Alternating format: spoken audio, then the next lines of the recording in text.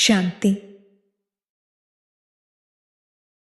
24/3/2024 యొక్క అవ్యక్త మురళి ఆధారంగా బాబా సమానంగా హోలీగా అనగా పవిత్రంగా అయ్యే యోగాభ్యాసం చేద్దాము.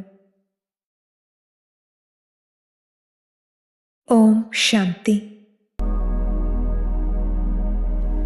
నేనొక పవిత్ర ఆత్మను, హోలియెస్ట్ ఆత్మను, సదా హయ్యెస్ట్ స్థితిలో స్థితి అయ్యే ఆత్మను, సదా సర్వ ఖజానాలతో సంపన్నమైన రిచెస్ట్ ఆత్మను. నేను పదమాపదంపతి ఆత్మను. నేను నా మనసు, బుద్ధి, సంస్కారాలపై రాజ్యం చేసే స్వరాజ్యాధికారిని.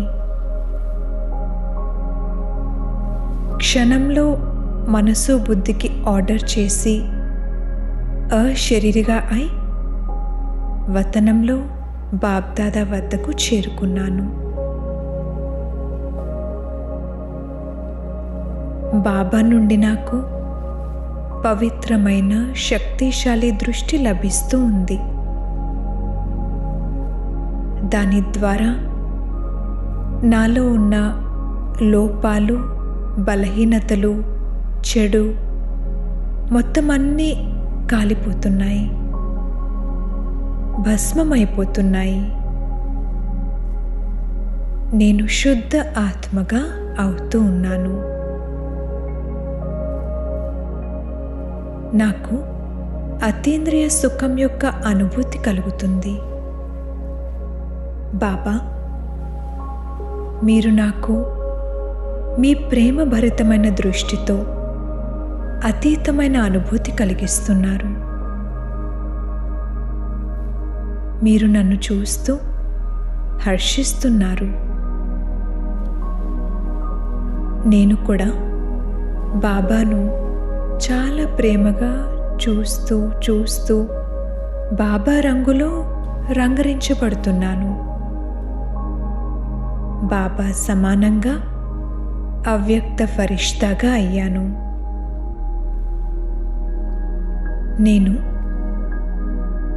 నేను అనే దానిని నీదిలోకి పరివర్తన చేసి బెగ్గర్ టు ప్రిన్స్గా అవుతున్నాను. నేను నా తనువు, మనస్సు, ధనము, సంబంధాలు అన్నింటినీ బాబాకు అర్పించేశాను. నాకైతే ఒక్క బాబా తప్ప ఇంకెవ్వరూ లేరు. రిటర్న్లో బాబా నన్ను సర్వ అవినాశీ ప్రాప్తులతో సంపన్నంగా చేస్తున్నారు. ఈ అవినాశీ ప్రాప్తులను ఎవ్వరూ నా నుండి దోచుకోలేరు, వాటిని కాల్చలేరు, ముంచలేరు. బాబా నన్ను జ్ఞానం, సుఖం, శాంతి మరియు నిస్వార్థమైన సత్యమైన ప్రేమ అనే ఖజానాలతో నిండుగా చేస్తున్నారు. ఈ ఖజానాలను విశ్వంలోని దుఃఖిత అశాంత ఆత్మలకు సకాష్ ఇవ్వడానికి నేను ఉపయోగిస్తున్నాను. దీనితో నా జమా ఖాతా కూడా పెరుగుతూ ఉంది. ఈ ఖజానాలను నేను భక్తాత్మల కోసం కూడా ఉపయోగిస్తున్నాను.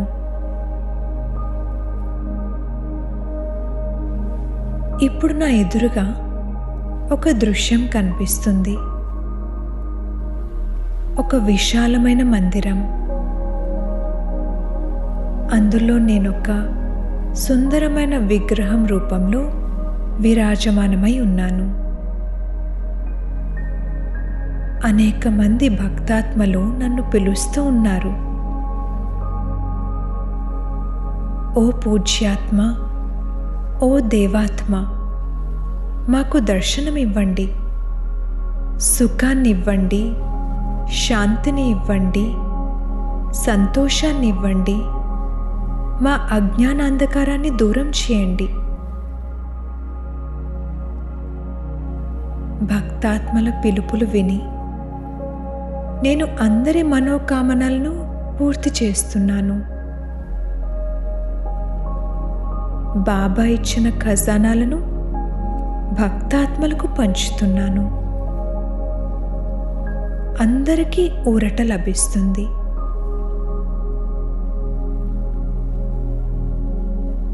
నేను ప్రతి కర్మ బాబా స్మృతిలో మరియు బాబా తోడులో చేయడం వలన నాకు సదా సంతోషం, శక్తి మరియు సఫలత ప్రాప్తిస్తున్నాయి.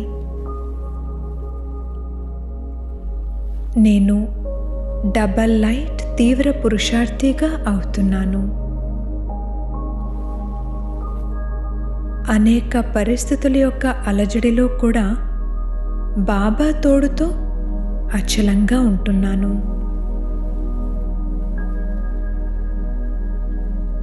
నేనెప్పుడూ కూడా స్వయం యొక్క లేక ఇతరుల యొక్క గతించిపోయిన విషయాలను చింతన చేయను. నా దృష్టిలో గతించిపోయిన విషయాలు పూర్వజన్మలోని విషయాలతో సమానము. గతించిపోయిందేదో గతించిపోయింది, ఇక పూర్తిగా సమాప్తం. నేను క్షమాసాగరుడి యొక్క సంతానాన్ని, మాస్టర్ క్షమాసాగరుణ్ణి, దయార్థ హృదయుడిని. నేను గతం గతః చేసి ముందుకు సాగిపోయే ఆత్మను. నేను విస్తారమైన విషయాల యొక్క సారంలో ఉండే ఆత్మను. సదా తేలికగా ఉండే ఆత్మను. నేను సదా స్మృతి మరియు సేవలో బిజీగా ఉండే తీవ్ర పురుషార్థి ఆత్మను. నేను స్వపరివర్తనతో విశ్వ పరివర్తన తీసుకొచ్చే ఆత్మను.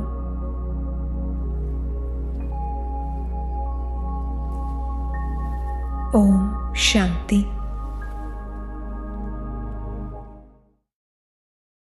ఓం శాంతి. మధురమైన పిల్లలారా, విచార్ సాగర మథనం చేసేందుకు అలవాటు పడండి. ఉదయమే ఏకాంతంలో విచార్ సాగర మథనం చేస్తూ అనేక కొత్త పాయింట్లు బుద్ధిలోకి వస్తాయి. ప్రశ్న: పిల్లలు తమ స్థితిని ఫస్ట్ క్లాస్గా తయారు చేసుకునేందుకు ఏ విషయాలపై సదా గమనం ఉంచాలి? జవాబు: తండ్రి ఏది వినిపిస్తారో అది మాత్రమే వినండి. ఈ ప్రపంచంలోని ఏ ఇతర విషయాలను కొద్దిగా కూడా వినకండి. సాంగత్యాన్ని గురించి గమనించండి. ఎవరైతే మంచి రీతిగా చదువుకుంటారో, ధారణ చేస్తారో వారి సాంగత్యంలో ఉండండి. అప్పుడు మీ స్థితి ఫస్ట్ క్లాస్గా ఉంటుంది. చాలామంది పిల్లల స్థితిని చూసి డ్రామాలో ఏదైనా పరివర్తన జరిగితే బాగుండును అని బాబాకు ఆలోచన కలుగుతుంది. అయితే రాజధాని స్థాపనలో ఇది కూడా ఒక భాగమే అని వారే చెప్తారు. ఓం శాంతి. అనంతమైన తండ్రి మాత్రమే అనంతమైన పిల్లలకు కూర్చొని అర్థం చేయిస్తూ ఉన్నారు లేక చదివిస్తారు. మిగిలిన మనుషులు ఏదైతే చదువుతారో వింటారో దానిని మీరు చదవరాదు, వినరాదు. ఎందుకంటే ఇదొక్కటే ఈశ్వరీయ చదువు అని ఇప్పుడు దానిని చదువుకోవాలని మీరు అర్థం చేసుకున్నారు. మీరు కేవలం ఈ ఒక్క చదువును ద్వారానే, ఈశ్వరుని ద్వారానే చదువుకోవాలి. తండ్రి ఏదైతే చదివిస్తారో, నేర్పిస్తారో అదంతా నోటి ద్వారా చదువుకోవాలి, నేర్చుకోవాలి. ప్రపంచంలోని వారు అనేక విధాలైన పుస్తకాలు వ్రాస్తారు. వాటిని ప్రపంచమంతా చదువుతుంది. లెక్కలేనన్ని పుస్తకాలు చదువుతూ ఉంటారు. ఒక్కరితోనే వినమని, దానినే ఇతరులకు వినిపించమని పిల్లలు మీరు మాత్రమే చదువు చెప్తారు. ఎందుకంటే వారి ద్వారా ఏదైతే వింటారో అందులోనే కళ్యాణం ఉంది. పోతే లెక్కలేనన్ని పుస్తకాలున్నాయి. కొత్త కొత్త పుస్తకాలు వెలువడుతూనే ఉంటాయి. సత్యమైనది ఒక్క తండ్రి మాత్రమే వినిపిస్తారని మీకు తెలుసు. కావున వారొక్కరి ద్వారా వింటే చాలు. తండ్రి పిల్లలకు చాలా కొద్దిగా అర్థం చేయిస్తారు. ఆ విషయాన్నే విస్తారంగా అర్థం చేయించి మళ్ళీ మళ్ళీ అదే విషయం పైకి వచ్చేస్తారు. మన్మనాభవ అనే పదము రైటేనని బాబా చెప్తారు. కానీ బాబా ఆ విధంగా చెప్పలేదు. స్వయాన్ని ఆత్మగా భావించి తండ్రిని నన్ను స్మృతి చెయ్యండి. సృష్టి ఆది మధ్యాంతాల జ్ఞానాన్ని ఏదైతే తండ్రి వినిపిస్తున్నారో దానిని ధారణ చెయ్యండి అని తండ్రి చెప్తూ ఉన్నారు. అంతేకాకుండా ఎవరైతే దేవతలుగా అవుతారో వారే తర్వాత వృద్ధి చెందుతారని మీకు తెలుసు. పిల్లలకు మూలవతనం కూడా గుర్తుంది, నూతన ప్రపంచం కూడా గుర్తుంది. మొట్టమొదటి వారు ఉన్నతోన్నతమైన తండ్రి, ఆ తర్వాత ముఖ్యమైనది ఈ నూతన ప్రపంచము. అందులో అత్యంత శ్రేష్టమైన లక్ష్మీనారాయణులు అత్యంత శ్రేష్టంగా రాజ్యపాలన చేస్తారు. చిత్రములైతే తప్పకుండా ఉండాల్సిందే. వారి గుర్తులు మాత్రమే మిగిలిపోయాయి. ఇదే ఆ చిత్రము. రాముని చిత్రం కూడా ఉంది. కానీ రామరాజ్యాన్ని స్వర్గమని అనరు. అది సెమీ స్వర్గం మాత్రమే. ఇప్పుడు అత్యంత ఉన్నతమైన తండ్రి చదివిస్తూ ఉన్నారు. ఈ చదువులో పుస్తకాలు మొదలైనవి ఏవి అవసరం లేదు. ఈ పుస్తకాలు మొదలైనవి మరుసటి జన్మలో చదువుకునేందుకు పనికొచ్చేవి కాదు. ఈ చదువు ఈ ఒక్క జన్మకు మాత్రమే పనికొస్తుంది. అమరకథ ఇదే. నూతన ప్రపంచం కొరకు నరుని నుండి నారాయణుడిగా చేసే శిక్షణ కూడా తండ్రి ఇస్తారు. పిల్లలు 84 జన్మల చక్రం గురించి తెలుసుకున్నారు. ఇది చదువుకునే సమయం. బుద్ధిలో విచార సాగర మతనం జరుగుతూ ఉండాలి. మీరు ఇతరులను కూడా చదివించాలి. ఉదయమే లేచి విచార సాగర మతనం చేయాలి. ఎందుకంటే ఉదయం పూట విచార సాగర మతనం చక్కగా జరుగుతుంది. మాట్లాడవలసిన విషయాలు, పాయింట్స్ మొదలైనవి మదనం చేస్తూ ఉంటారు. భక్తికి సంబంధించిన విషయాలు జన్మాంతరాలుగా విన్నారు. ఈ జ్ఞానము జన్మాంతరాలు వినరు. ఈ జ్ఞానాన్ని తండ్రి ఒక్కసారి మాత్రమే వినిపిస్తారు. తర్వాత ఈ జ్ఞానాన్ని మీరు కూడా మర్చిపోతారు. భక్తి మార్గంలో అనేక పుస్తకాలు ఉన్నాయి. విదేశాల నుండి కూడా వస్తాయి. ఇవన్నీ సమాప్తమైపోతాయి. సత్యయుగంలో అయితే ఎలాంటి పుస్తకాలు మొదలైనవి అవసరం లేదు. ఇవన్నీ కలియుగపు సామాగ్రి. ఇక్కడ మీరు ఏమేం చేస్తూ ఉన్నారో అనగా హాస్పిటల్స్, జైలు, కోర్టు మొదలైనవి అక్కడ ఉండవు. ఈ ప్రపంచం మరో ప్రపంచం. ప్రపంచం అయితే ఇదే. కానీ కొత్తదానికి పాతదానికి వ్యత్యాసం తప్పకుండా ఉంటుంది కదా. దానిని స్వర్గమని అంటారు. ఆ ప్రపంచమే మళ్ళీ నరకంగా అవుతుంది. ఫలానా వారు స్వర్గస్థులయ్యారని నోటితో చెప్తారు. సన్యాసులకైతే బ్రహ్మలో లీనమైనారని, నిర్వాణధామానికి వెళ్ళారని అంటారు. కానీ నిర్వాణంలోకి ఎవ్వరూ వెళ్ళలేరు. రుద్రమాల ఎలా తయారవుతుందో మీకు తెలుసు. రుండుమాల కూడా ఉన్నది. విష్ణు రాజధానిలోకి వచ్చేవారే మాల తయారవుతుంది. ఈ మాల రహస్యం గురించి పిల్లలకు మీకు మాత్రమే తెలుసు. నెంబర్ వారు చదువు అనుసారమే మాలలో కూర్చోబడతారు. మొట్టమొదట ఇది ఈశ్వరీయ చదువని, వారు సుప్రీం తండ్రే కాక సుప్రీం శిక్షకులు అని నిశ్చయం ఉండాలి. మీ బుద్ధిలో ఏ జ్ఞానమైతే ఉందో దానిని ఇతరులకు ఇవ్వాలి. మీ సమానంగా తయారు చేయాలి. విచార్ సాగర మథనం చేయాలి. వార్తాపత్రికల్లో కూడా ఉదయమే వెలువడుతుంది. అది సాధారణ విషయం. కానీ ఈ జ్ఞానంలోని ఒక్కొక్క విషయం లక్షల రూపాయల విలువ గలది. కొంతమంది మంచి రీతిగా అర్థం చేసుకుంటారు, కొంతమంది తక్కువగా అర్థం చేసుకుంటారు. అర్థం చేసుకొని ఇతరులకు అర్థం చేయించిన దానిని బట్టి నూతన ప్రపంచంలో పదవి లభిస్తుంది. విచార్ సాగర మథనం చేసేందుకు మంచి ఏకాంతం అవసరం. రామతీర్థుడు తన శిష్యులకి ఇలా చెప్పేవాడు, నేను వ్రాసేటప్పుడు 2 మైళ్ళ దూరం వెళ్ళండి, వెళ్ళకుంటే వైబ్రేషన్. మీరు ఇప్పుడు దోషరహితంగా తయారవుతూ ఉన్నారు. ప్రపంచంలోని వారి అందరి బుద్ధి డిఫెక్టెడ్ బుద్ధి. ఈ చదువు ద్వారా మీరు లక్ష్మీనారాయణులుగా అవుతారు. ఇది ఎంతో ఉన్నతమైన చదువు. నెంబర్ వారుగా కూర్చోబెట్టలేరు. లాస్ట్లో కూర్చోబెట్టే ఆవలిస్తారు, తూగుతారు, ఫంక్ అవుతారు, వాయుమండలాన్ని పాడు చేస్తారు. వాస్తవానికి నెంబర్ వారుగా పెట్టాలని చట్టం చెప్తుంది. అయితే ఈ విషయాలన్నీ బాబాకి తెలుసు. బాబా ఉన్న సంచికి తెలుసు, అంటే శివబాబాకి తెలుసు. వారు ప్రవేశించిన బ్రహ్మబాబాకి తెలుసు. ఇది చాలా ఉన్నతమైన జ్ఞానము.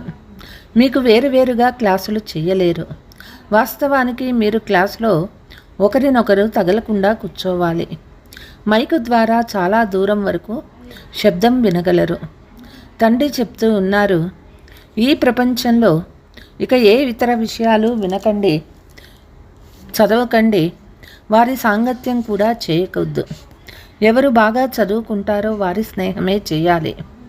ఎక్కడ మంచి సేవ ఉంటుందో, ఉదాహరణకి ఎక్కడ మ్యూజియంలు మొదలైనవి ఉన్నాయో అక్కడ యోగయుక్తమైన పిల్లలు కావాలి.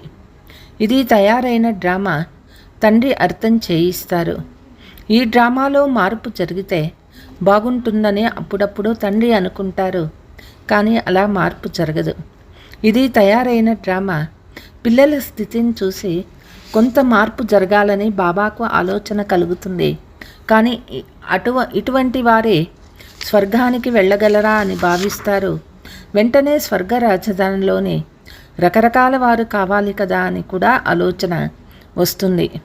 కొంతమంది దాసదాసీలు, చండాలురు మొదలైన వారందరూ కూడా ఉంటారు కదా. డ్రామాలో ఏ మార్పు చేయుటకు వీలు లేదు. ఇది తయారైన డ్రామా అని భగవంతుడు చెప్తూ ఉన్నారు. దీనిలో నేను కూడా మార్పులు చేయలేదు. భగవంతుని కంటే ఉన్నతమైన వారు ఎవ్వరూ లేరు. భగవంతుడు అనుకుంటే ఏమైనా చేస్తారు అని మనుషులు అనుకుంటారు. వారు చేయలేనిది ఏముంది అని అంటారు. కానీ భగవంతుడే స్వయంగా చెప్తూ ఉన్నారు, నేను ఏమీ చేయలేను. ఇది తయారైన డ్రామా. విఘ్నాలు తప్పకుండా వస్తాయి. ఇందులో ఎవ్వరూ ఏమీ చేయలేరు. డ్రామాలో రచించబడి ఉంది, నేనేం చేయగలను. చాలామంది పిల్లలు బాబా అపవిత్రం అవ్వడం నుండి మమ్మల్ని రక్షించండి అని పిలుస్తూ ఉంటారు. తండ్రి ఏం చేయగలరు? ఇదంతా డ్రామాలో నిర్ణయించబడిందనే మాత్రమే తండ్రి అంటారు. ఇది తయారైన డ్రామా. భగవంతుడు నిర్ణయించింది అని భావించకండి. భగవంతుని చేతిలో ఉంటే ఎవరైనా అత్యంత ముఖ్యులు, అనన్యమైన వారు శరీరం వదిలితే వారిని మళ్ళీ బ్రతికించేవారు. ఇటువంటి సందేహాలు చాలామందికి వస్తాయి. భగవంతుడు చదివిస్తూ ఉన్నారు, భగవంతుని బిడ్డలను, తన బిడ్డలను తాను బతికించుకోలేడా అని అంటారు. చాలా ఫిర్యాదులు చేస్తారు. ఫలానా సాధువు ఫలానా వారి ప్రాణాలు రక్షించారు, మళ్ళీ ప్రాణాలు వచ్చేస్తాయి, చితిపై నుండి లేచి కూర్చున్నారని అంటారు. కానీ వెంటనే ఈశ్వరుడు మళ్ళీ తిరిగి పంపించారు, కాలుడు తీసుకువెళ్ళాడు, అతనిపై ప్రభు దయ చూపించారు అని కూడా అంటారు. తండ్రి అర్థం చేయిస్తూ ఉన్నారు, డ్రామాలో ఏం నిర్ణయించబడి ఉంటుందో అదే జరుగుతుంది, తండ్రి కూడా ఏమీ చెయ్యలేరు. దీనినే డ్రామాలోని నిర్ణయము అని అంటారు. డ్రామా గురించి కూడా మీరు బాగా తెలుసు. ఏం జరగాలో అది జరుగుతుంది, చింత ఎందుకు అని వారంటారు. మిమ్మల్ని చింతలకు లేకుండా తయారు చేస్తారు. సెకండు ఎలా జరుగుతూ ఉందో అదంతా డ్రామా అని తెలుసుకోండి. ఆత్మ ఒక శరీరాన్ని వదిలి మరొక పాత్రను అభినయిస్తుంది. అనాదిలోని పాత్రను మీరెలా మార్పు చేస్తారు? ఇప్పుడు ఇంకా స్థితి కొంచెం కచ్చాగా ఉంది. కొద్దో గొప్ప దుఃఖము ఆలోచనలు వచ్చేస్తాయి. ఇదంతా రచించబడి ఉంది, ఎవ్వరూ ఏమీ చేయలేరు. ప్రజలు ఏం మాట్లాడుతున్నా మన బుద్ధిలో డ్రామా రహస్యం ఉండాలి. పాత్రను అభినయించి తీరాలి. చింతించే మాటే లేదు. ఎంతవరకు స్థితి కచ్చాగా ఉంటుందో అంతవరకు కొద్దో గొప్ప అలలు వస్తూనే ఉంటాయి. ఈ సమయంలో మీరు అందరూ చదువుకుంటున్నారు. మీ అందరూ దేహదారులు. బాబా ఒక్కరు మాత్రమే విదేహి. దేహదారులందరికీ నేర్పిస్తూ ఉన్నారు. అప్పుడప్పుడు పిల్లలైనా మీకు ఈ బ్రహ్మ కూడా వినిపిస్తారని తండ్రి తెలియచేస్తూ ఈ తండ్రి పాత్ర, ప్రజాపిత బ్రహ్మ పాత్ర చాలా అద్భుతమైనది. ఈ తండ్రి విచారసాగర మథనం చేసి మీకు వినిపిస్తూ ఉంటారు. ఇది ఎంతో అద్భుతమైన జ్ఞానము. బుద్ధిని ఎంతగానో ఉపయోగించుకోవలసి వస్తుంది. అమృత వేళలో బాబాకు విచారసాగర మథనం నడుస్తుంది. మీరు కూడా టీచర్ వలె అదే విధంగా తయారవ్వాలి. అయినా వ్యత్యాసం తప్పకుండా ఉంటుంది. టీచరు విద్యార్థులకి ఎప్పుడూ 100కి 100 మార్కులు ఇవ్వరు. కొన్ని మార్కులు తగ్గిస్తారు. వారు అత్యంత ఉన్నతులు. మనమందరము దేహదారులము. అందువల్ల బాబా వలె 100కి 100% ఎలా తయారవుతాము? ఇవన్నీ చాలా నిగూఢమైన విషయాలు. వీటిని విని ఎవరైనా ధారణ చేస్తే సంతోషం కలుగుతుంది. కొంతమంది బాబా ఒకే రకమైన వాణి నడుపుతారని, మాటిమాటికి అదే పాయింట్లు ఉంటాయని అంటారు. కొంతమంది కొత్త పిల్లలు వస్తారు, కావున మళ్ళీ పాత పాయింట్లే చెప్పవలసి వస్తుంది. ఇతరులకు అర్థం చేయించేందుకు కొన్ని కొత్త పాయింట్లు కూడా వస్తాయి. పిల్లలైన మీరు తండ్రికి సహాయం చేయవలసి ఉంటుంది. మ్యాగజైన్లు వెలువడతాయి. కల్ప క్రితం కూడా ఇదే విధంగా వ్రాసి ఉంటారు. ఒకవేళ మనం వార్తాపత్రికలు వెలువడితే వాటిపై చాలా గమనం ఇవ్వవలసి ఉంటుంది. అవి మనుషులు చదివే కోపపడినట్లు ఉండరాదు. మీరు కూడా మ్యాగజైన్లు చదువుతారు. వాటిలో అక్కడక్కడ సంపూర్ణత చెందని విషయాలు ఉండవచ్చు.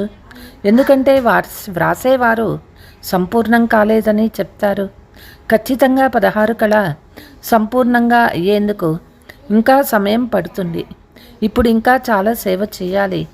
అనేక మంది ప్రజలు తయారు చేయాలి. మార్కులు అనేక విధాలుగా ఉంటాయని తండ్రి అర్థం చేయించారు.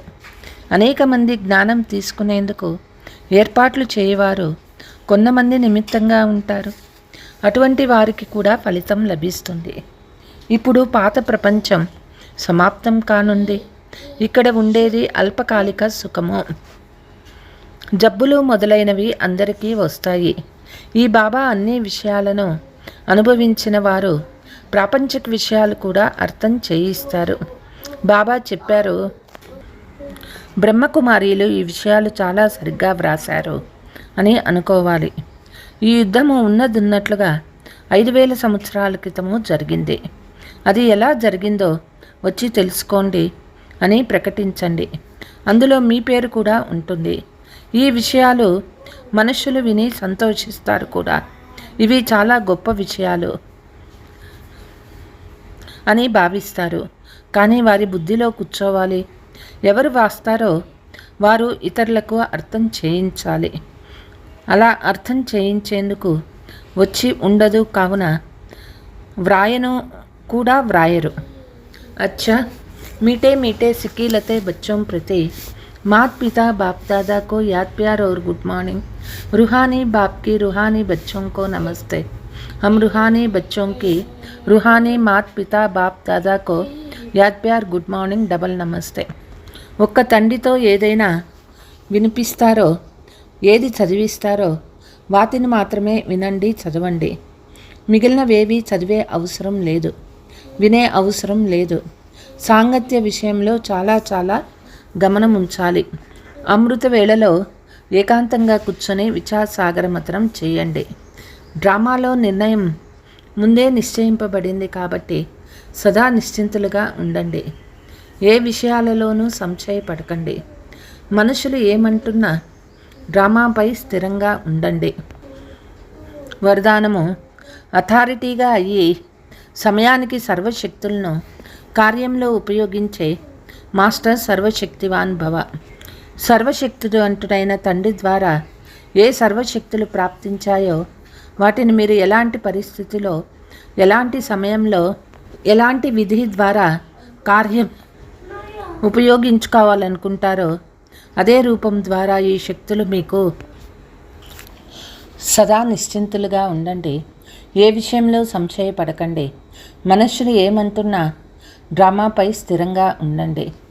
వరదానము: అథారిటీగా అయ్యి సమయానికి సర్వశక్తులను కార్యంలో ఉపయోగించే మాస్టర్ సర్వశక్తివాన్ భవ. సర్వశక్తివంతుడైన తండ్రి ద్వారా ఏ సర్వశక్తులు ప్రాప్తించాయో వాటిని మీరు ఎలాంటి పరిస్థితిలో, ఎలాంటి సమయంలో, ఎలాంటి విధి ద్వారా కార్యంలో ఉపయోగించాలనుకుంటారో అదే రూపం ద్వారా ఈ శక్తులు మీకు సహయోగముగా అవుతాయి. ఈ శక్తులు లేక ప్రభువు వరదానాలు ఏ రూపం కావాలంటే ఆ రూపాన్ని ధరించగలవు. ఇప్పుడిప్పుడు శీతల రూపాన్ని, ఇప్పుడిప్పుడు కాల్చేసే రూపాన్ని ధారణ చేయగలవు. మీరు కేవలం సమయానికి కార్యంలో ఉపయోగించే అథారిటీ అవ్వండి. ఈ సర్వశక్తులు మాస్టర్ సర్వశక్తివంతులైన మీకు సేవాధారీలు. స్లోగన్: స్వపురుషార్థము లేక విశ్వ కళ్యాణ కార్యంలో ఎక్కడ ధైర్యం ఉంటుందో అక్కడ సఫలత అయ్యే ఉంటుంది. అచ్చా, ఓం శాంతి.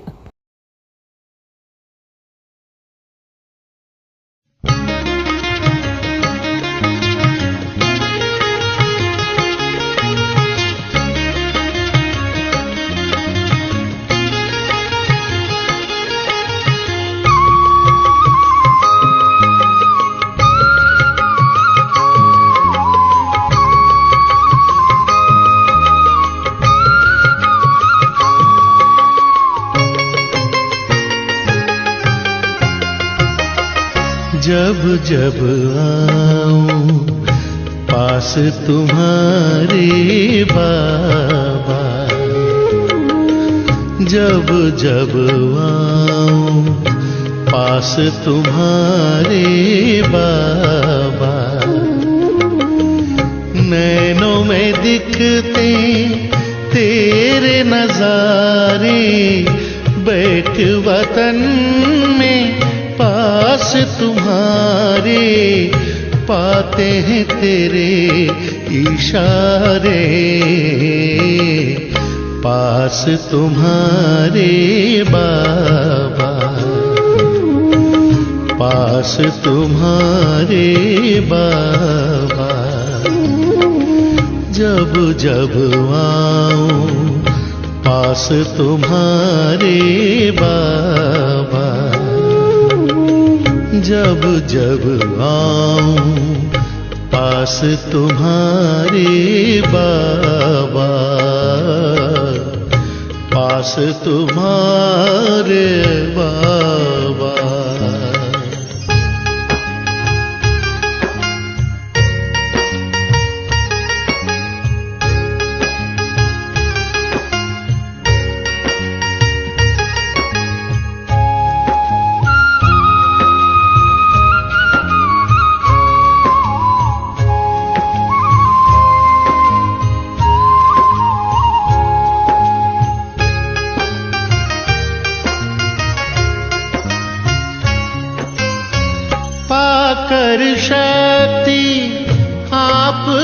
बाबा दूर हुए विघ्न सारे।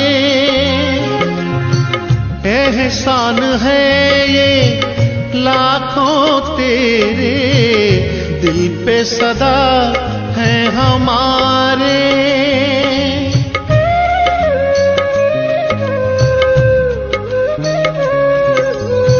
पाकर शक्ति आप से बाबा दूर हुए विघ्न सारे।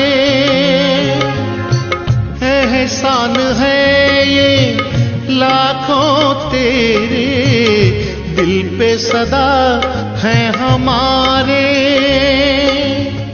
भुला ना सकेंगे हम ये घड़ियां, भुला ना सकेंगे हम ये घड़ियां, ये अव्यक्त इशारे। पास तुम्हारे बाबा, पास तुम्हारे बाबा, जब जब आऊं पास तुम्हारे बाबा, जब जब आऊं पास तुम्हारे बाबा, पास तुम्हारे बाबा।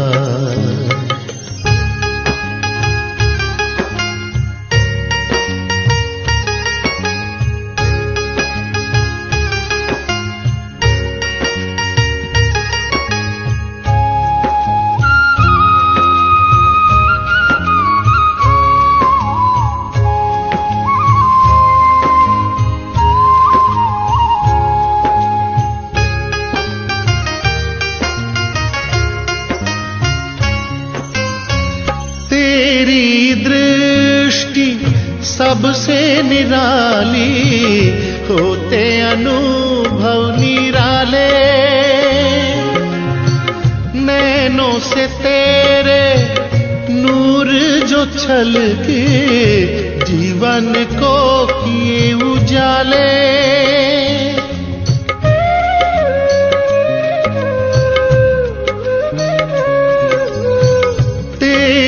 दृष्टि सबसे निराली, होते अनुभव निराले। नैनों से तेरे नूर जो छलके, जीवन को किए उजाले। तेरा दुलार पाकर बाबा, तेरा दुलार पाकर बाबा, हम भी हुए निहाल। पास तुम्हारे बाबा,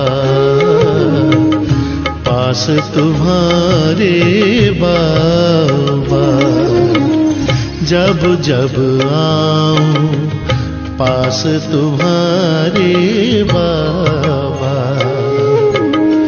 जब जब आऊं पास तुम्हारे बाबा। नैनों में दिखते तेरे नजारे, बैठ वतन में पास तुम्हारे, पाते हैं तेरे इशारे। पास तुम्हारे बाबा, पास तुम्हारे बाबा, पास तुम्हारे बाबा, पास तुम्हारे